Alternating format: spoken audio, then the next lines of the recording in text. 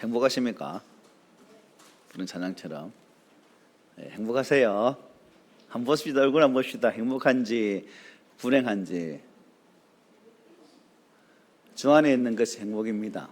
오늘 여러분들이 예배자리에 온 것이 행복이라는 거죠. 행복하시죠? 네, 감사합니다. 항상 행복하시길 바랍니다. 계속해서 로마서를 보고 있는데 이게 로마서 12장을 보고 있죠. 로마서 12장은 복음으로 변화되어진 삶이 어떻게 실제로 나의 삶의 현장에서 나타나야 되는가, 삶의 우리의 모습이 어떻게 나타나고 있는가에 대한 말씀입니다. 어떻게 여러분들은 복음의 말씀을 듣고 예수 그리스도를 믿은 이후에 하나님의 은혜 가운데서 이제 교리적인, 즉 고착화되어진 딱딱한 틀에 갇혀져 있는 삶이 아니라 하나님 은혜 가운데서 내 삶의 현장에서 부들부들한 은혜로운 삶을 잘 살고 계신지 모르겠습니다. 여러분을 보면 안 믿는 사람들이 인간이 왜 저래? 라는 소리를 듣는 분 혹 안 계십니까?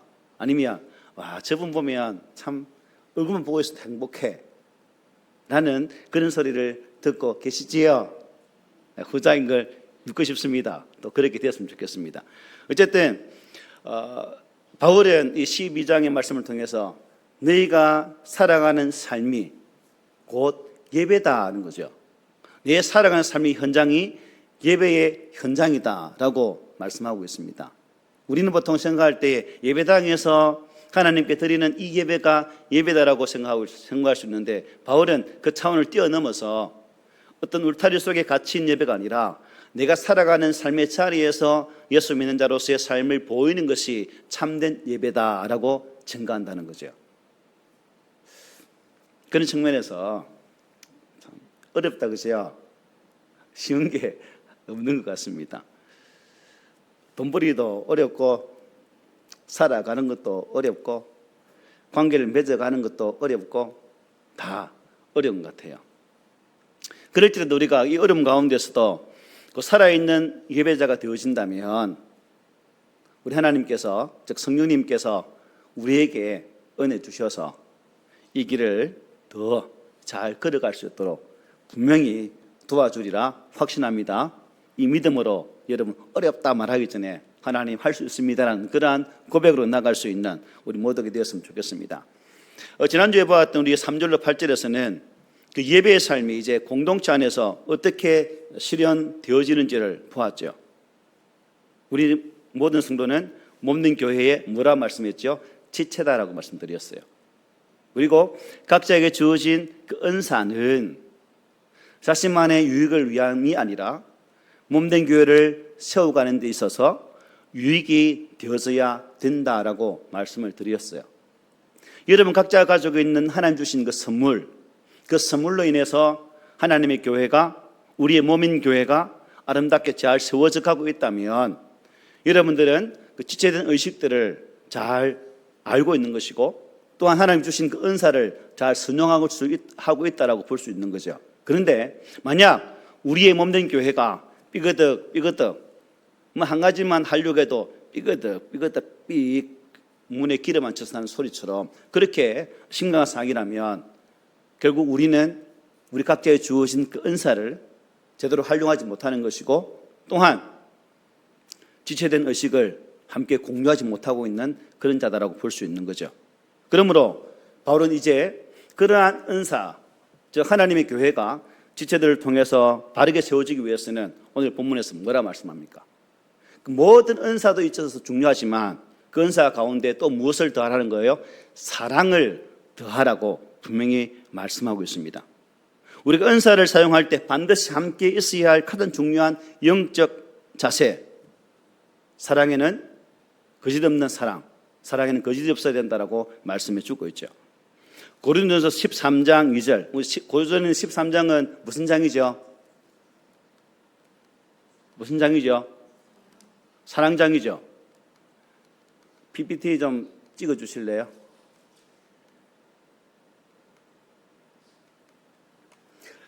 이렇게 말씀합니다. 우리 함께 읽어보겠습니다. 시작. 내가 예언하는 능력이 있어 모든 비밀과 모든 지식을 알고 또 산을 옮길 만한 모든 믿음이 있을지라도 사랑이 없으면 내가 아무것도 아니다라고 바울은 말했어요.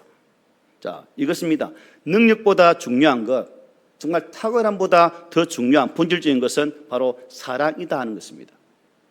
은사는 교회를 세우는 하나의 도구가 될 수 있겠지만 그 도구를 작동시키는 힘은 거짓이 없는 진실된 사랑이다 하는 것이죠. 사랑.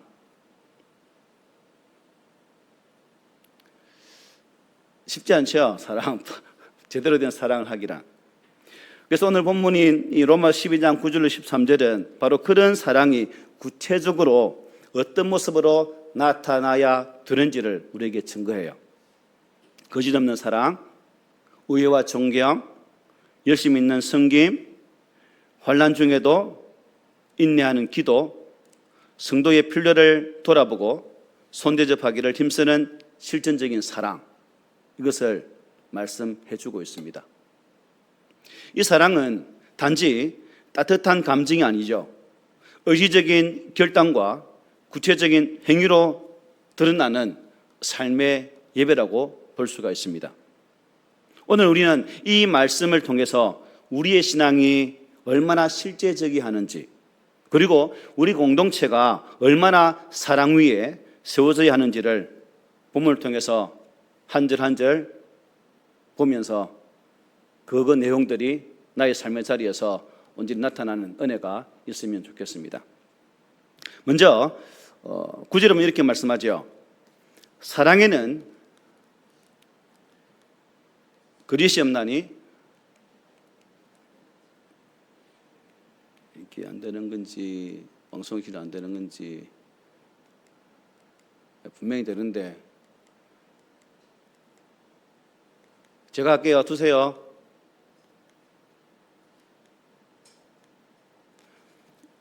사랑에는 거짓이 없나니 악을 미워하고 선에 속하라 말씀해요. 자, 신자의 공동생활에서 이 겸손이 중요한 만큼 사랑 또한 중요해요. 사랑이 없으면 천사의 말을 할지라도 뭐에 울리는 괭과리에 불과하고 또 모든 지식을 알고 산을 옮길 만한 그런 믿음이 있다 할지라도 사랑이 없으면 뭐라고요? 아무것도 아니다라고 바울은 말씀했습니다. 참된 사랑은 거짓이 없어야 된다. 거짓이 없다는 것은 위선적이거나 가식적이지 않다 하는 것입니다. 사랑은 연극이 아니죠. 사랑은 위장이 아닙니다. 다시 말해서 겉과 속이 다를 수 없다는 거예요. 겉과 속이 다르면 사랑이 아니죠. 겉과 속이 같아야 진정한 사랑이다라고 말씀할 수 있습니다. 그리고 이 거짓이 없다는 말씀은 성실하고 정직해야 한다는 뜻이에요. 성실하고 정직해야 된다. 성실하고 정직하다는 것은 남을 속이지 않을 뿐 아니라 자기 자신도 속이지 않는 것이라는 것입니다. 사람들은 참 연하할 것 없이 사랑 강조하죠. 하나님의 교회에 사랑이 있어야지, 또 성도 간에 아름다운 교제가 있어야지, 이것을 많이 강조를 합니다. 그러나 중요한 것은 그것이 참다운 사랑이며 또 진실함 속에 속한 것인가, 그리고 자신들이 속이는 단순히 외적이고 외형적인 위장된 사랑은 아닌가, 이것을 잘 살펴보아야 된다는 거죠. 여러분들이 교회를 섬기면서 또 성도들을 섬기면서 여러분이 가지고 있는 그 사랑은 포장되어진, 위장되어진 사랑일까요? 아니면 정말 가슴에 쏟아나는 그런 사랑이지요. 후자인 것으로 저는 믿고 싶습니다. 사랑과 교제를 흉내내는 그런 사랑이 이어서는 안 된다는 거죠. 흉내는 오래 갑니까, 여러분? 오래 못 가요. 곧 들통나게 되어 있습니다. 이 사랑은 깊은 곳에서 참 곰국을끓이면 어때요? 진한 맛이 좋은 것처럼, 고소한 것처럼 깊은 곳에서 우러나와야 된다는 겁니다. 그리고 사랑은 악을 미워하고 어디에 속하라? 선에 속해야 된다고 말씀하죠. 미워한다는 것은 혐오하다는 뜻입니다. 속하다는 것은 강력한 본드로 꽉 붙여진 상태를 의미합니다. 사람은 사랑할 때 그냥 좋은 것만 사랑하면 좋았는데, 사랑을 할 때 보면 나쁜 것도 많이 사랑해요. 좋지 않은 것. 그러니까 우리가 그 사랑을 하면서 온전한 것만, 좋은 것만 사랑하면 좋으련만 그렇지 않기 때문에 오늘 이 말씀이 주고 있다는 거죠. 사랑하면 무엇이 멀어요? 눈이 멀다는 말이 있죠. 예, 사랑하면 물불 안 가립니다. 이게 똥인지 오줌인지 분간을 못하고 덤비드는 경우가 있다는 거죠. 그래서 악의 길을 걸어갈 때도 있다는 사실입니다. 사랑에는 여러분 윤리가 있고요. 사랑은 진리와 함께 기뻐합니다. 사랑은 악을 절대로 미워하는 거예요. 여러분, 악은 추상적인 것이 아닙니다. 악은 아주 강합니다, 여러분. 여러분 경험하세요? 내가 감당하지 못하는 악 얼마나 셉니까? 참 내가 이겨보려고 발버둥 쳐도 우리는 매일매일 그 악함 속에 실패할 때가 얼마나 많습니까? 이 악은 선한 것을 망가뜨리죠. 여러분이 선한 삶을 살려고 애써도 매일매일 어떻게 깨지잖아요. 그리고 하루 잠잘 때, 하루 마칠 때, 오늘도 비참하게 깨졌구나, 이래저래 밟혔구나를 느낄 때가 참 많습니다. 그래서 본문에는 강력 본드로 우리의 몸을 어디에 붙이라고요? 선에 꽁꽁 붙여 놓아라고 말씀하고 있는 거죠. 여러분, 악에게 붙이지 말고 어디에요? 선에. 그렇지 않으면 자신도 모르게 악을 따라가게 되어 있다는 사실이에요. 자, 그러면 우리는 어떻게 악을 미워하고 선에 속할 수 있을까? 나는 어떻게 하면 악을 멀리하고 하나님 기뻐하시는 이 참된 선 가운데 거하는 삶을 살아갈 수 있을까? 하나님을 사랑하면 결국 어떻게 된다는 거죠? 악을 미워하게 된다는 겁니다. 이게 자동적인 원리죠. 성경은 이렇게 말씀합니다. 시편 97편 10절이죠. 여호와를 사랑하는 너희여 악을 미워하라. 그가 그의 성도의 영혼을 보존하사 악인의 손에서 건지신다라고 말씀해요. 하나님을 알고 하나님을 사랑하면 할수록 악에 대한 그 혐오감이 더 커지게 된다는 거죠. 거짓없는 사랑은 결국 말뿐인 사랑이 아니라 진실함과 분별력이 있는 사랑을 의미합니다. 단순한 호의나 정서적인 친밀감이 아닌 선과 악을 구별할 줄 아는 도덕적인 사랑을 뜻하죠. 우리가 여러분 누군가를 사랑한다고 하면서 죄를 방관한다면 그것은 진실한 사랑이 아닙니다. 아니, 여러분 자녀들이 사회적 관념에서 볼 때에 저것은 분명히 악한 짓이야 라고 인정받는 그 짓을 한다면, 만약 그 자녀를 사랑한다면 부모는 분명히 자녀를 불러 세워서 야단을 칠 겁니다. 이게 분명한 도리죠. 또 사랑의 발현입니다. 그런데 자녀가 그렇게 엉뚱한 길을 간다 할지라도 그래 좋다 하면 그 부모는 절대 자녀를 사랑하지 않는 거예요. 반드시 거룩한 진리 앞에 서 있기를 원하는 그 마음으로 자녀를 야단치고 그랬던 길로 가면 끄집어 와서라도 바른 길 갈 수 있도록 도우는 것이 참 사랑이라는 거죠. 사랑은 여러분 진리 안에서 표현되어져야 되는 거예요. 진리 안에서. 자녀를 사랑하는 부모님, 우리 교회 성도들도 그렇게 했으면 좋겠어요. 자녀가 잘못 가면 진짜 눈물 나게, 눈물 쏙 빼게 험한 말 써가면서 이죽대 내죽대 하면서 야단을 좀 쳤으면 좋겠어요. 그래, 좋네, 내 새끼라서 참 좋다, 야야. 이게 아니라, 아니면 아니다라고 분명하게. 저도 목사인 제가 성도인 여러분을 아비의 마음으로 야단치고 싶을 때가 참 많습니다. 그런데 부목사 때하고 담임 목사 때하고 매미 틀려요. 왜일까요, 여러분? 부목사 때는 진짜 험한 말 많이 했거든요.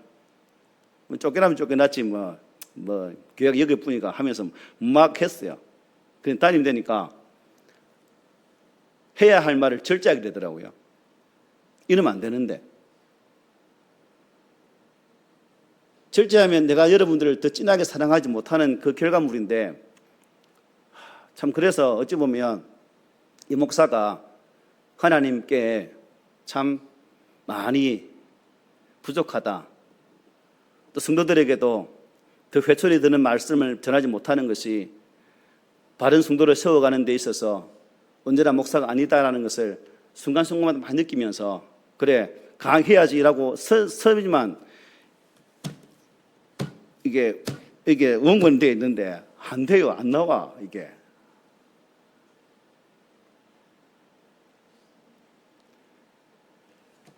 제가 반성해야 되겠죠, 그죠? 여러분들도 목사가 반성하면, 목사가 성경적 진리를 말씀한다면 그 말씀을 받도록 마음을 어떻게 될까요? 활짝 열어야 되겠죠. 그래서 우리 교회가 하나님의 선에 속하여서 악을 멀리하고 진리의 말씀 안에서 선한 주의 길을 달려갈 수 있는 그러한 공동체가 되었으면 좋겠습니다. 그 10절에 보면 이렇게 말해요. 형제를 사랑하여 서로 우애하고 존경하기를 서로 먼저 하며 라고 말씀하죠. 서로를 가족처럼 여기며 존중해야 된다는 겁니다. 옆에 있는 가족입니까? 가족처럼 보여요? 내 가족만 가족처럼 보이죠? 니는 남, 나는 내. 여기서 형제를 사랑하는 말은 필라델피아입니다. 즉 혈육과 같은 친밀한 사랑을 뜻하죠. 형제 사랑이란 일반적인 것이 아니라 부모가 자식을 사랑하듯이 피로 맺은 사랑을 뜻합니다. 우리는 하나님을 한 아버지로 모시고 살지요. 맞죠, 여러분? 하나님 아버지 맞습니까? 우리는 예수 그리스도의 피로 맺어진 한 형제입니다. 믿으십니까? 우리는 찬송가 가사처럼 한 피바다 한 몸 이룬 형제들입니다. 인정하세요? 네. 피는 물보다 어떻게 해요? 진하다는 말이 있죠. 그러나 여러분, 신앙은 피보다 더 진해야 돼요. 신앙은 피보다 더 진해야 돼요. 믿음 안에서의 교훈은 너무 소중한 거예요. 옆에 있는 분이 소중하게 느껴져야 됩니다. 교훈은 뭐라 했죠? 지체라고 말씀드렸죠. 성도는 지체입니다. 한 지체가 고통을 당하면 다른 지체도 고통을 당하는 것이 우리 몸의 당연한 구조죠. 우리는 예수 그리스도 안에서 주님 은혜 안에서 만난 하나의 교우요 지체라는 사실입니다. 우리는 십자가 사랑 안에서 이렇게 만나서 한 영적 가족 공동체로 지금 살아가고 있습니다. 그러므로 우리는 이 십자가 사랑으로 서로를 진하게 사랑해야 됩니다. 피보다 더 진한 사랑으로. 그것이 참 신앙의 모습이라는 거죠. 성경은 예수를 믿으면서도 형제를 사랑하지 않는 사람은, 여러분 뭐라 말하는 줄 아십니까? 예수 믿으면서 형제를 사랑하지 않는 사람은 뭐라 할까요? 자, 예수 믿으면 사망의 생명을 옮겨졌죠, 그죠? 요한복음 5장 24절에 말씀해요. 그런데 또 다른 성경은 형제를 사랑하지 않으면 여전히 우리는 사망의 자리에 앉아있다고 말씀합니다. 놀라운 말씀을 읽어봅시다. 시작. 우리는 형제를 사랑함으로 사망에서 옮겨 생명으로 들어간 줄을 알거니와 사랑하지 아니하는 자는 사망에 머물러 있느니라. 분명히 구원을 받아서 하나님의 생명의 자리에 있지만 만약 우리가 그 예수 그리스도 안에서 그 생명의 삶을 살아가면서 형제를 사랑하지 않는다면 생명 가운데 있는 것이 아니라 뭐예요? 사망 가운데 있는 자다라고 요한복음에서는 그렇게 말했고 요한 1서에 이렇게 분명히 증거했습니다. 동일한 저자예요. 동일한 저자. 구원받은 증거는 뭐예요? 결국 형제 사랑으로 나타나게 된다는 겁니다. 구원받은 증거가. 형제를 사랑하는 사람이 진정한 생명의 자리에 앉아있는 자라고 성경은 증거합니다. 예수님을 믿으면 분명히 사망의 생명을 옮겨지죠. 그렇다면 우리는 당연히 형제를 사랑해야 됩니다. 구원은 사랑으로 나타나게 되는 거죠. 구원은 단순히 여러분 오래 사는 것을 의미하는 것이 아닙니다. 질의 문제죠. 질의 문제. 자, 여러분 미움도 섭섭한 마음도 울분도 원망도 불평도 시기도 질투도 내가 안고 살아간다고 생각해 보십시오. 또 언제든지 공격할 수 있던 싸움닭처럼 살아가고 있다고 생각해 보십시오. 공격적인 말투를 가지고 살고 있다고 생각해 보십시오. 그럼 그런 삶 속에서 오래 산다는 게 복일까요? 매일 싸우는 그런 삶 속에서 오래 살면 그게 장수의 복이라고 볼 수 있을까요? 저는 그렇지 않다고 봅니다. 그런 삶은 천국이 아니라 지옥의 현장이죠. 하나님의 말할 수 없는 사랑과 형제들의 따뜻한 사랑에 둘러싸인 삶, 서로를 격려하고 위로하고 세워지는 그 아름다운 삶이 있는 그곳이 바로 천국이 아닐까요?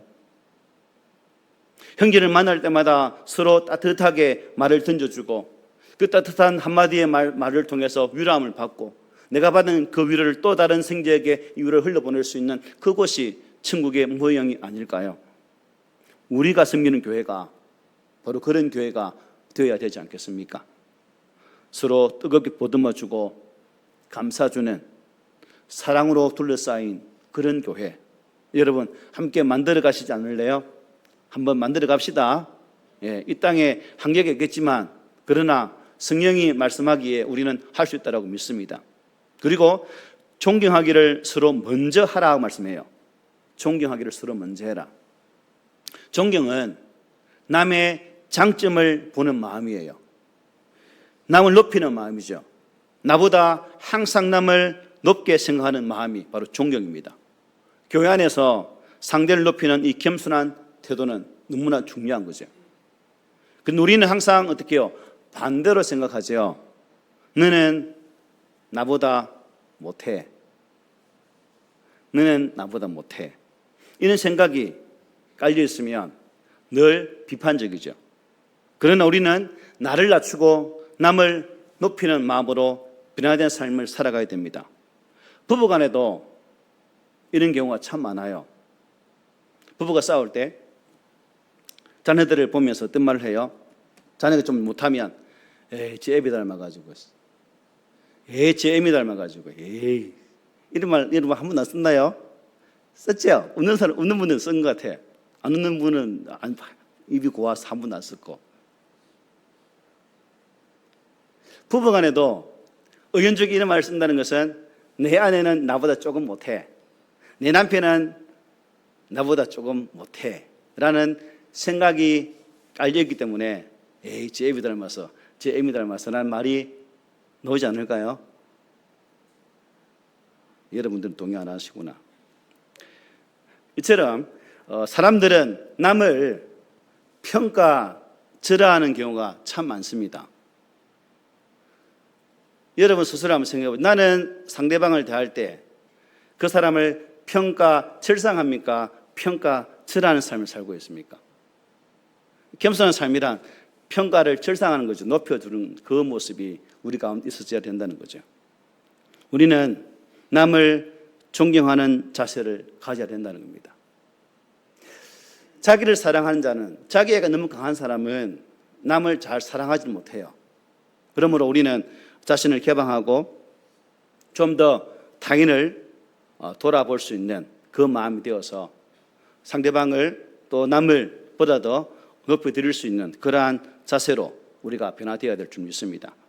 여러분, 사도행전 9장에 보면 바나바가 등장하죠.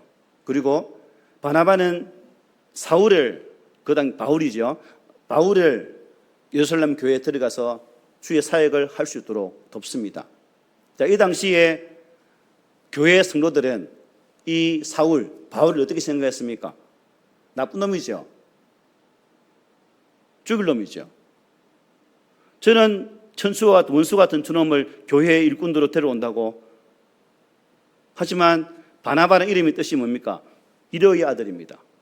그것처럼 바나바는 바울을 계속 케어했고 그 하나님의 교회 사역자로 세워지는 데 있어서 큰 역할을 감당하게 되죠. 그래서 사울이 바울의 큰 역사를 만드는 하나님의 복음 일꾼으로 이방인을 향한 사도로 쓰임받는 그 자리까지 나가는 데 있어서 바나바의 역할이 아주 컸다는 거죠. 저와 여러분들이 이러한 역할을 해야 된다는 겁니다. 겸손을 숨길 수 있는 바나바와 같이 옆에 있는 지체 연약한 자를 돌아보아 숨기고 격려해 줄 수 있는 그러한 모습으로 우리 교회가 세워질 때에 우리 교회가 정말 기쁨의 교회가 될 수 있다는 사실이죠. 교회는 서로 경쟁하거나 비교하는 것이 아니라 먼저 존중하고 세워주는 공동체가 되어야 한다는 것을 항상 가슴에 새기며 살아가는 우리 모두가 되기를 소망합니다. 그 다음 11절에 이렇게 말씀하죠. 부지런하여 게으르지 말고 열심을 품고 주를 섬기라 말씀해요. 열심을 품고 주를 섬겨야 한다. 이 말씀은 신앙의 열정을 잃지 말고 끝까지 견고하게 나가라 하는 뜻입니다. 예수 믿는 사람들은 게으르지 말아야 돼요. 이 게으르다란 말은 나태하고 느슨해져서 일을 근성근성하는 그런 것을 말하죠. 지금은 이제 애양원에 자주 안 가는데 애양원에 삼촌 살아 계실 때는 거의 해마다 갔거든요. 참 나 한 자임에도 불구하고 그들이 살아가는 모습 보면 참 눈물 납니다. 온전한 몸이 아니지만 열심을 다해 자신의 생업에 터지는 일구어고 또 그것을 통해서 하나님의 교회의 영광 돌리는 모습 보면 진짜 눈물 없이 보지 못하는 광경이죠. 예수 믿는 사람들은 이 열심을 가지고 있어야 된다는 거죠. 열심을. 게을러서는 안 된다는 겁니다. 여기 열심을 품다는 말은 뭐냐면 불을 가슴에 안는다는 뜻입니다. 은혜 받는 사람들의 특징은 그 가슴에 뜨거운 불, 뜨거운 열심이 있다는 거예요. 이 말을 바꿔서 말하면 성령 충만한 삶이다라고 표현을 하는 거죠. 어떻습니까? 여러분들은 뜨거운 열정을 가슴에 안고 있습니까? 아니면 그 뜨거움이 싹 식어서 팥빙수처럼 차가운 얼음은 되지 않았습니까? 한번 들어보세요. 밑에 보지 말고. 차가운 이 나의 마음을 성령의 불로 찢어서 어떻게 해요? 다시금 뜨거움으로 변화시켜 가야 된다는 거죠. 성령 충만한 사람은 무슨 일을 하든지 열심히 합니다. 무슨 일을 하든지 자신의 열정을 쏟아붓는 거죠. 숨기지 않고는 견딜 수 없는 그런 열정을 지닌 사람들이 간혹 있더라고요. 열심히 하는 게 중요합니다. 여러분 어떻습니까? 예수 믿고 나서 이 말씀처럼 부지런하여서 게으르지 않고 열심 품고 주를 섬기고 있습니까? 뜨거운 불을 가슴에 안고 막 매일매일 활활 타고 있습니까? 어떻습니까? 주님은 어떤 사람을 미워할까요? 미지근한 사람을 미워합니다. 우리 계시록 말씀 한번 읽어봅시다. 어떻게 미워하시는지. 시작. 내가 내 행위를 아노니 내가 차지도 아니하고 뜨겁지도 아니하도다. 내가 차든지 뜨겁든지 하기를 원하노라. 내가 이같이 미지근하여 뜨겁지도 아니하고 차지도 아니하나니 내 입에서 너를 토하여 버리리라. 미지근하면 토하여 버린다고 말씀합니다. 하나님은 열심 없는 찬양, 열정이 담기지 않은 사랑, 열심이 없는 봉사, 진심이 없는 예물은 원하지 않는다는 거죠. 하나님은 무슨 일을 하든지 마음을 쏟아서 주님을 섬기는 마음으로 하기를 원하고 계시다는 것입니다. 사람을 위해서가 아니고 세상을 위해서가 아니고 오직 주님을 섬기는 그 마음으로 하기를 원하고 있다는 것입니다. 신앙은 일시적인 감정이 아니라 끈기 있게 계속 이어지는 실천의 삶이 되어져야 돼요. 주님을 향한 열심은 곧 공동체를 향한 헌신으로 드러나야 된다는 것입니다. 참된 신앙은 게으름과 자기중심 태도를 버리고 뜨겁게 주를 섬기고 공동체를 섬기는 데서 나타난다는 것을 꼭 기억했으면 좋겠습니다. 그리고 12절에 이렇게 말합니다.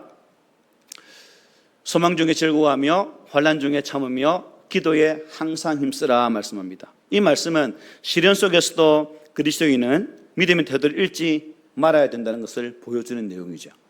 자, 우리는 소망을 가지고 봉사를 해야 됩니다. 주님 일에 힘쓰다 보면 여러분 즐거움만 있는 것이 아니죠. 짜증도 나지요. 그리고 고통도 따르지요. 또 열심히 하면 옆에서 입방아 찧어서 또 환란으로 다가올 때도 얼마나 많습니까? 지가 안 하면 입 다물고 살면 되는데 꼭 지도 안 하면서 옆 사람 뚫려서 하는 사람 기 팍 다운시키는 게 교회의 특징이더라고요. 교회 못 된 게 너무 많아요. 그 전에 제가 사도행전 하면서 교회가 뭘 했죠? 그래서 응급실이라고 말했죠. 응급실. 환자들이 급히 오는 장소. 저와 여러분은 뭐예요? 지금 응급실에 모여 있는 거예요. 응급실에서 주님께 치료받고 있는 중이죠. 온전한 인간이 될 수 있도록, 온전한 성도로 거듭날 수 있도록 계속 성화의 과정이 있는 거예요. 사람들을 바르게 세워주고 아름답게 여길 수 있는 그러한 모습. 참 현재는 우리가 암담하고 살아가는 삶의 순간순간이 어려울지라도 소망 있는 자는 그 현재의 삶을 이길 수 있는 에너지가 있다는 거죠. 여러분에게는 예수님께서 장차 이 땅에 오실 분명한 소망, 하나님의 거룩한 나라에서 함께 하실 소망이 있습니까? 그 소망이 있는 자는 현재의 고난 또한 당당히 이길 수 있는 것이고 견딜 수 있는 은혜가 있다는 사실을 꼭 기억하시기를 바랍니다. 기쁨은 여러분 환경에서 나오는 것이 아니라 어디에서 나온다고요? 소망 중에 나온다는 거죠. 소망에서. 우리가 붙든 소망은 누굴까요? 바로 예수 그리스도입니다. 고난의 순간에도 그리스도를 바라보면서 기도에 매달릴 때 우리는 결코 무너지지 않는 삶을 살아갈 수가 있는 거예요. 기도는 믿음을 살리고 공동체를 살리는, 지키는 영적 호흡이라는 것을 꼭 기억했으면 좋겠습니다. 그리고 13절에 이렇게 말씀하죠. 우리 함께 읽어보겠습니다. 시작. 성도들의 쓸 것을 공급하며 손 대접하기를 힘쓰라. 아멘. 나눔과 환대로 사랑을 실천해라고 말씀합니다. 초대교회는 나눔과 돌봄의 공동체였죠. 그죠? 유무상통. 내 것도 네 것, 네 것도 내 것, 서로 주고받는. 내 것도 내 것, 네 것도 내 것이 아니라 함께 주고받는 이 모습이 사도행 2장 43절부터 47절에 쭉 나오잖아요. 여기 공급하다는 말은 뭐냐면 여러분 단순히 나눠준다는 의미가 아닙니다. 이것은 성도들의 쓸 것을 가지고 교제하라는 뜻이에요. 나의 것으로 뭐 하라는 거죠? 교제하라는 것입니다. 그들과 함께 참여하는 자가 되라는 것입니다. 이것은 곧 그들의 짐을 뭐예요? 나의 짐으로 여기고 함께 교제하라는 말씀이에요. 그들이 당하는 고통과 어려움에도 함께 참여하고 실제로 그것을 스스로 느끼라는 의미의 말씀입니다. 성도라면 어려운 일들이 어떻게 해요? 피하고 싶죠, 우리는. 그러나 함께 그 고난 속에 동행하면서 함께 고난을 누릴 수 있는 그런 동반자가 되라는 의미가 이 말씀 속에 담겨 있습니다. 그리고 손 대접하기를 뭐 해라? 힘쓰라 말씀하고 있죠. 손 대접. 여러분들은 어떻게 손 대접 잘 합니까? 성도들 가정을 오늘부터 방문해 볼까? 어떻게 대접하는지. 요즘은 신방하자 해도 안 하는데 가면 어디 맞는지 모르겠네. 불청객 왔다고. 여기 히브리서 보면 이렇게 말씀해요. 손님 대접하기를 잊지 말라. 이로써 부지 중에 천사들을 대접한 이들이 있었느니라. 누굴 가리키는 말씀이죠? 아브라함이죠. 참 아브라함이 부지 중에 천사를 공개함을 통해서 다시금 하나님의 약속의 말씀을 받게 되어지고 이맘때에 너에게 아들이 있을 것이다라는 놀라운 복을 받게 됩니다. 사도 바울이 사역할 당시는 참 여러 가지 어려움이 많았죠. 그런데 사도 바울이 주님의 사역을 감당할 수 있었던 것은 무슨 의미일까요? 가는 곳마다 그를 돕는 자들이 있었다는 겁니다. 그를 도와서 섬기는 가운데에 복음이 언제 전할 수 있도록 동력자, 협력자들이 많이 있었기 때문에 복음이 더 확장할 수 있는 은혜가 있었다는 사실이죠. 그러므로 저와 여러분들 또한 이 믿음으로 손님 대접하기를 좀 힘썼으면 합니다. 성도의 가정은 여러분 개방되어야 됩니다. 자꾸 닫지 마세요. 닫으면 공기가 안 좋아요. 여세요. 여시고 또한 지체가 있다면, 성도가 있다면 초대해서 함께 나누는 그러한 모습으로 우리의 가정들을 세워갔으면 좋겠습니다. 구역예배도 그런 의미죠. 교회에서 드리는 게 구역예배 아닙니다. 구역예배는 가정을 돌면서 성도 신방하면서 그 가정의 행편을 돌아보고 기도해주고 격려하는 것이 구역예배지. 안 그래요, 여러분? 저는 그렇게 배웠거든요. 어쨌든 쓸데없는 소리 안 하겠습니다. 로마서 오늘 본문 말씀은 우리가 이 땅에 살아가면서 참된 제사가 무엇인가에 대한 말씀으로서 삶의 자리가 온전함으로 나타나야 된다라고 계속 말씀해 주고 있습니다. 바울은 우리에게 묻고 있습니다. 너희가 아니면 너는 하나님께 참된 예배를 드리고 있니라고 묻고 있습니다. 이 질문은 예배당 안에서만 예배드리는 것이 아니라 네가 살아가는 삶의 자리에서 예배자로 잘 살고 있니라고 묻고 있는 질문입니다. 예배당이 아닌 가정에서, 직장에서, 학교에서 너는 참된 예배자라고 너 스스로를 생각하니라고 묻고 있습니다. 여러분, 오늘 우리가 이 말씀을 보면서 사도 바울은 우리에게 삶을 강력하게 요구하고 있습니다.